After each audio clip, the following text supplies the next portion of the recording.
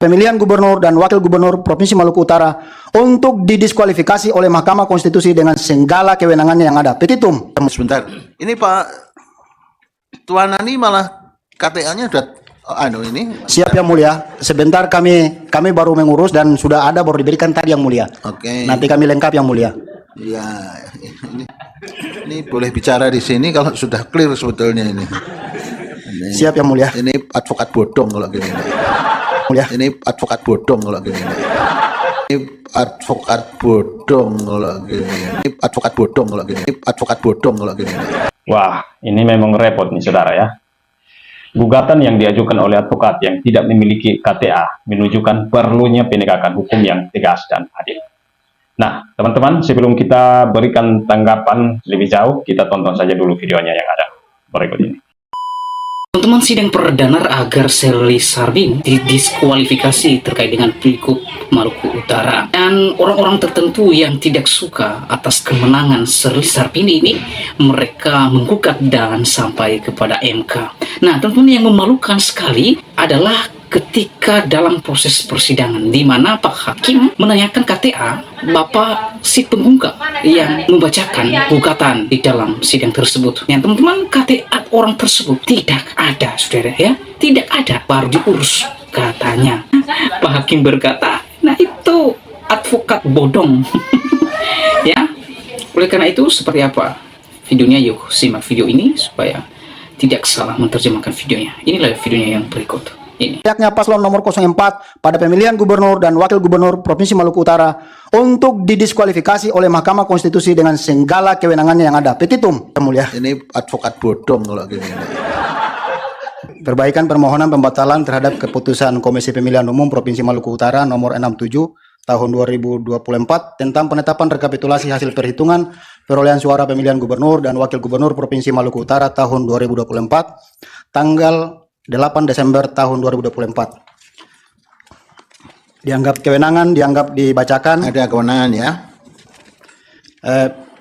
Pada kewenangan pada poin B bahwa permohonan pemohon adalah perkara perselisihan penetapan rekapitulasi hasil perhitungan perolehan suara pemilihan calon gubernur dan wakil gubernur Provinsi Maluku Utara. Poin C bahwa permohonan pemohon pula adalah perkara sengketa proses pilkada yaitu calon gubernur dan wakil gubernur Provinsi Maluku Utara yang penuh dengan permasalahan yang bersifat terstruktur, sistematif, dan masif. Yang sejak awal proses tahapan pilkada berjalan, calon nomor 04 telah memanfaatkan seluruh aparatur pegawai negeri sipil untuk kepentingan paslon 04. Olehnya itu, Mahkamah Konstitusi memiliki kewenangan untuk mendiskualifikasi paslon atau pihak terkait 04 pada pilkada gubernur dan wakil gubernur Provinsi Maluku Utara atau membatalkan surat keputusan KPU Provinsi Maluku Utara tersebut. Oke, sebentar.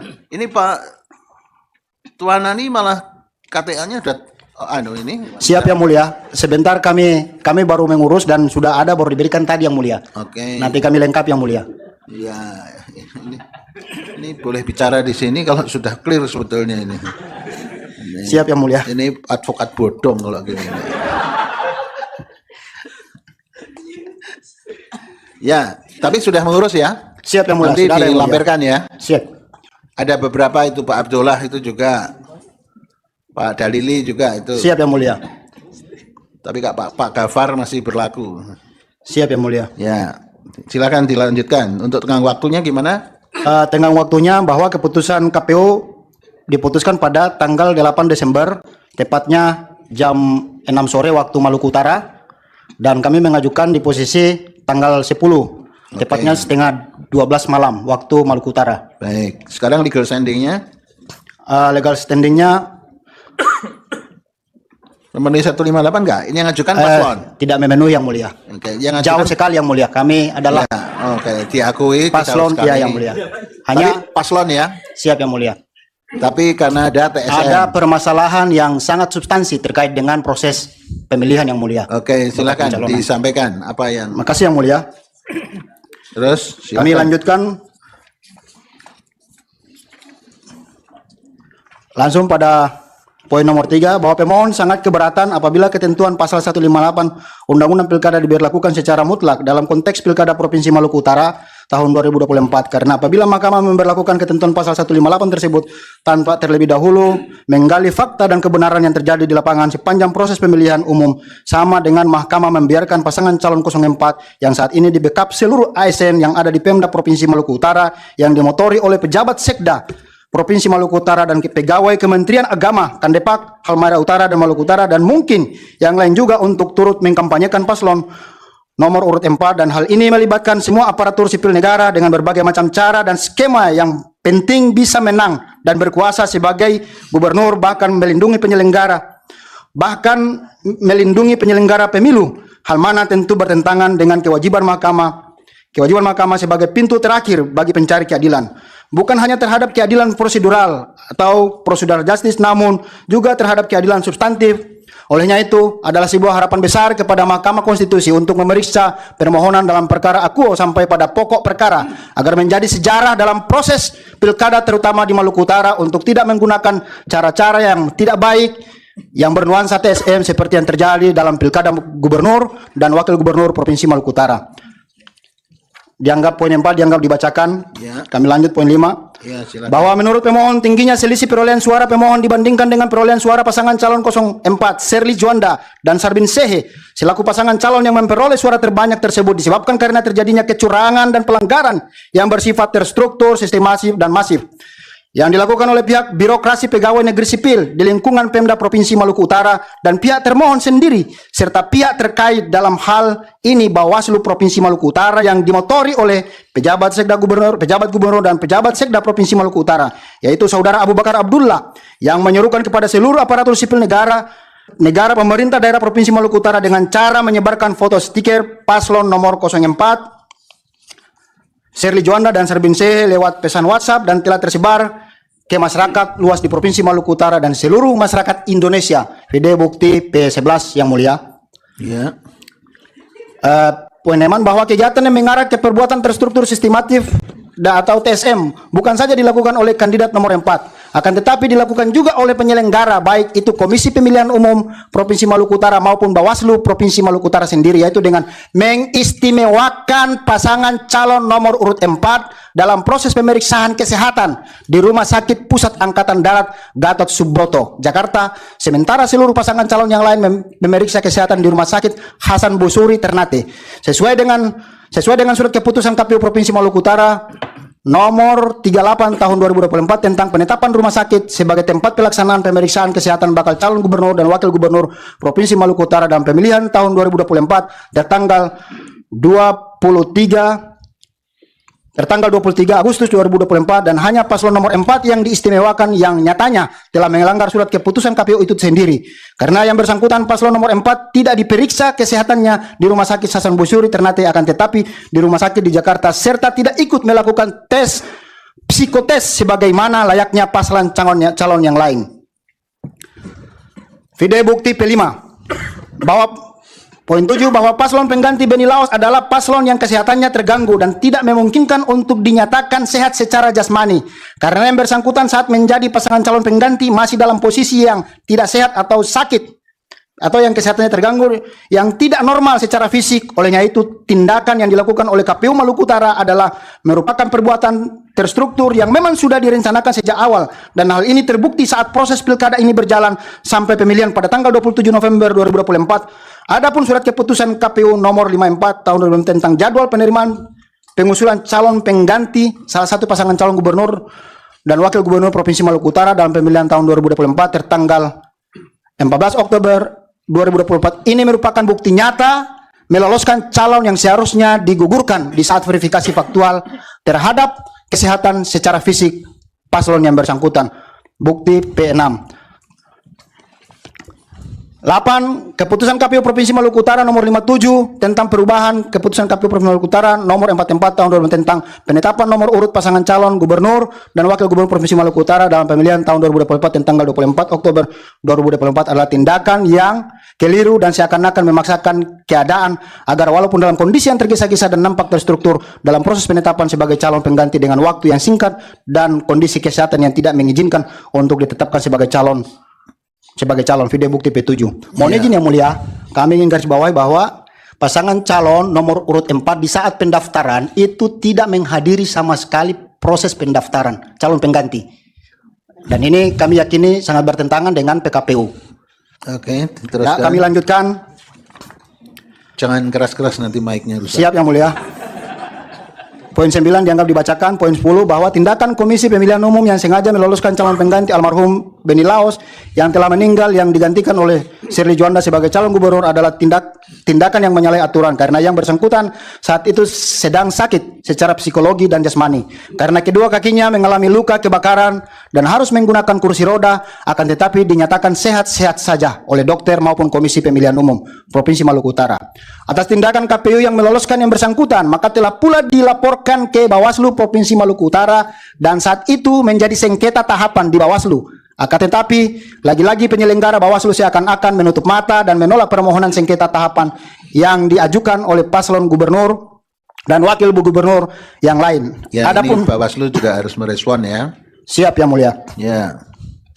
Lu yang siap sana Bawaslu. Tanda bukti penerimaan laporan bukti P9 Yang Mulia. Ya. Terus apalagi dalilnya? Tadi keterlibatan sekda sudah. Siap. Terus masalah kesehatan sudah. Siap. Sekarang apa lagi? Adanya pula poin 11 adanya pula perbuatan money politik yang salah satu bukti. Money politik. Ya, data penerimaan money politik yang dikemas dalam bentuk yang sangat masif dengan modus sebagai relawan dan saksi. Paslon nomor 4 Shirley Juanda Sarbin Sehe. Ada bukti-buktinya? Kami telah mengajukan bukti-buktinya dalam P10 Yang Mulia. Jadi P10 ini Yang Mulia, mohon izin, itu adalah proses transferan dana melalui bank rakyat yang beri link yang ada di pelosok-pelosok, baik di tingkat kecamatan maupun desa. Oke. Jadi tidak nampak dalam permukaan, oleh karenanya itu kami jujur tidak memiliki bukti fisik yang dilakukan secara transaksional face to face per orang, tetapi itu yang kemudian menjadi dasar kami bahwa memang ini masif. Ada money politik. Siap Yang Mulia. Ya, Dan ada penerimaannya lain lagi? ya untuk money politik cukup yang itu Yang Mulia. Yang lain? Abu Bakar Abdullah sudah Yang Mulia. Cukup. 11 cukup Yang Mulia. Ya, sekarang petitum kalau gitu. Siap Yang Mulia. Silakan. Bahwa dari sekian banyak perbuatan dan tindakan nyata dengan membagi-bagi sembako maupun bantuan langsung ke tempat-tempat ibadah berupa bantuan tehel dan yang lainnya serta menggerakkan seluruh aparatur sipil negara ASN di lingkup Provinsi Maluku Utara, maka sudah selayaknya tindakan ini dikualifikasi sebagai tindakan yang sangat terstruktur, sistematif dan masif TSM yang dilakukan oleh paslon nomor urut 4 atau Shirley Sarbin. Olehnya itu atas perbuatan dan tindakan yang mencederai proses pemilu kada oleh paslon 04 tersebut dengan menggunakan seluruh infrastruktur birokrasi, maka sudah selayaknya paslon nomor 04 pada pemilihan gubernur dan wakil gubernur Provinsi Maluku Utara untuk didiskualifikasi oleh Mahkamah Konstitusi dengan segala kewenangannya yang ada. Petitum. Berdasarkan uraian tersebut di atas, pemohon memohon kepada Mahkamah Konstitusi untuk menjatuhkan putusan sebagai berikut. 1. Mengabulkan permohonan pemohon untuk seluruhnya. 2. Membatalkan keputusan Komisi Pemilihan Umum Provinsi Maluku Utara nomor 67 tahun 2024 tentang penetapan rekapitulasi hasil perhitungan perolehan suara pemilihan gubernur dan wakil gubernur Provinsi Maluku Utara tahun 2024 tanggal 8 Desember 2024. 3. Mengabulkan permohonan pemohon dengan mendiskualifikasi atau menggugurkan paslon nomor 04 atas nama Shirley Juanda dan Sarbin Sehe SAG dari calon gubernur dan wakil gubernur periode 2024-2029. 4. Memerintahkan termohon untuk melakukan pemungutan suara ulang di semua tempat pemungutan suara TPS pada kabupaten kota yang ada di Provinsi Maluku Utara. 5. Memerintahkan kepada Komisi Pemilihan Umum Provinsi Maluku Utara untuk melaksanakan putusan ini. Apabila Mahkamah Konstitusi berpendapat lain, mohon putusan yang seadil-adilnya. Hormat kami kuasa hukum Bapak Haji Nah, teman-teman, itulah sidang gugatan Pilgub Maluku Utara di mana seorang perempuan yang jelas-jelas mereka menang atas pemilihan gubernur. Nah, teman-teman, atas kemenangan wanita Kristen tersebut ada kubu-kubu tidak sepakat setuju atas kemenangan itu. Itulah sebabnya mereka menggugat di MK, sehingga pada proses persidangan perdana tersebut ada sesuatu yang menurut saya adalah sangat memalukan. Ya, kenapa saudara? Karena Shirley Sarbin ini mereka menang atas pilihan rakyat. Mereka dipilih oleh rakyat. Tetapi mengapa sekelompok tertentu, segelintir orang-orang ini menolak? Nah, ini mungkin apakah ada kaitannya dengan iman perempuan ini ataukah ada yang lain ya? Ya, kita berpikir positif aja ya. Nah teman-teman, dan yang memalukan adalah ketika Pak Hakim menanyakan KTA Bapak si penggugat tadi itu, KTA-nya tidak ada, baru diurus katanya. Kok KTA baru diurus, sementara orang yang si penggugat sudah ada di ruangan sidang, tapi ketika ditanya tidak ada. Nah ini kan kocak teman-teman ya, kocak. Pak Hakim mengatakan orang ini adalah advokat bodong, itu namanya. Advokat bodong ya. Mengapa? Karena tidak jelas, KTA-nya tidak ada. Maka pertanyaan kita, masa seorang advokat tidak ada KTA-nya? Masa seorang advokat baru diurus KTA-nya? Berarti mereka itu advokat dari alam goib. Ngaca, kocak ya. Kocak ya. Kalau saya Pak Hakim, saya suruh keluar saja biar diurus dulu KTA-nya supaya jelas dari mana mereka dan identitasnya. Itu yang perlu disuruh dulu, buat itu, urus dulu itu, baru kamu kembali ke sini untuk melanjutkan membacakan gugatannya. Nah ini kan manusia-manusia sok-sok pakar kuasa hukum, tetapi KTA-nya nggak ada. Ini kan kocak lah teman-teman. Ini kan kocak ya. Seri Sarbini yang memang menang berdasarkan fakta, rakyat Maluku Utara memilih mereka. Aksi seperti ini mereka sedang melawan pemerintah yang sah sebenarnya. Aksi-aksi sekelompok orang ini atau segelintir orang ini, mereka sedang melawan konstitusi dan melawan pemerintah. Ya, itulah sebabnya di dalam Roma pasal 13 ayat 1-4, di mana di sana dikatakan tiap-tiap orang harus takluk kepada pemerintah yang di atasnya, sebab tidak ada pemerintah yang tidak berasal dari Allah. Nah, teman-teman, dari sini kita memahami bahwa pemerintah itu berasal dari Allah. Kemenangan Serbin tersebut adalah memang itu berasal dari Allah, dan pemerintah-pemerintah yang ada ditetapkan oleh Allah. Yang pertama, kemenangan atas Seri Sarbin adalah berasal dari Allah. Kemudian mereka ditetapkan untuk menjadi pemimpin di Maluku Utara berdasarkan ayat ini.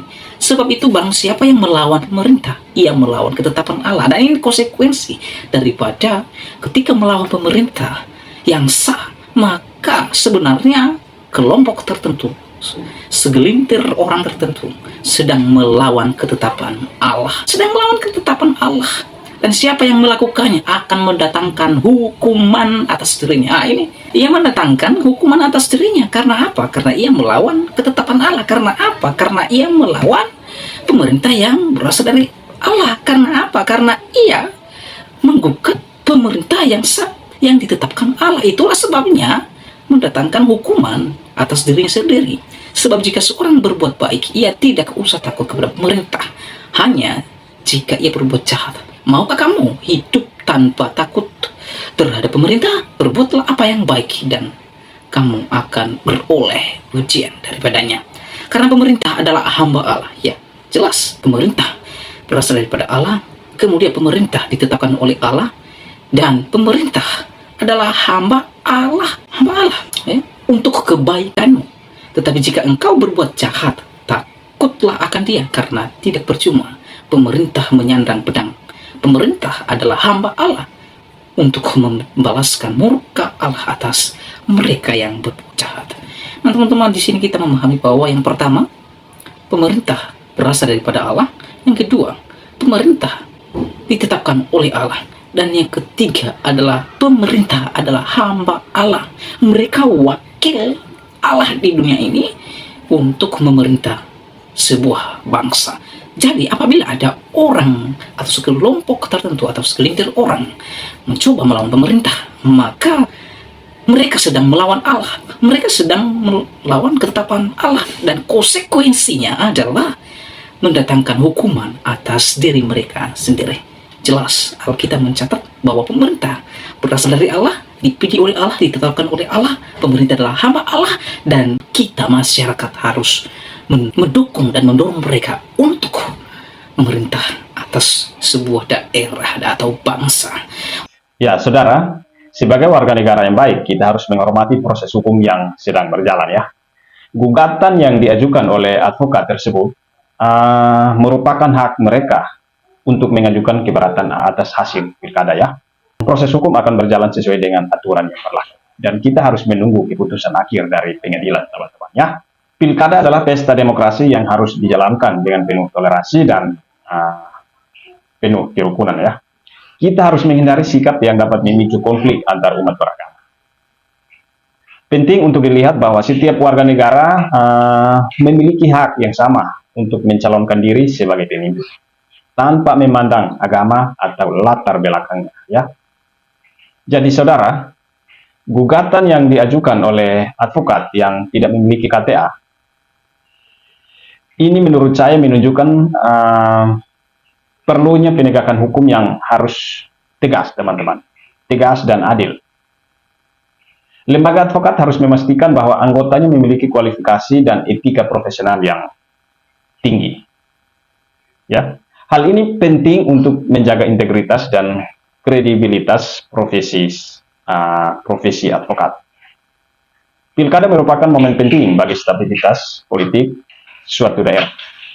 Kita harus menjaga agar profesi pilkada berjalan dengan lancar dan terhindar dari masalah atau konflik, teman-teman ya. Setiap pihak harus menghormati hasil pilkada dan menerima keputusan pengadilan.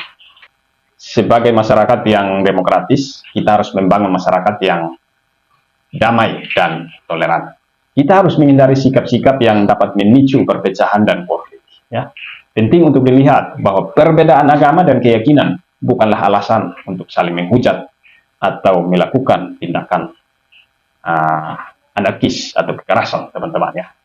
Jadi saudara, gugatan kemenangan pilkada oleh advokat yang tidak memiliki KTA merupakan masalah serius ya. Masalah serius yang harus ditangani dengan bijak.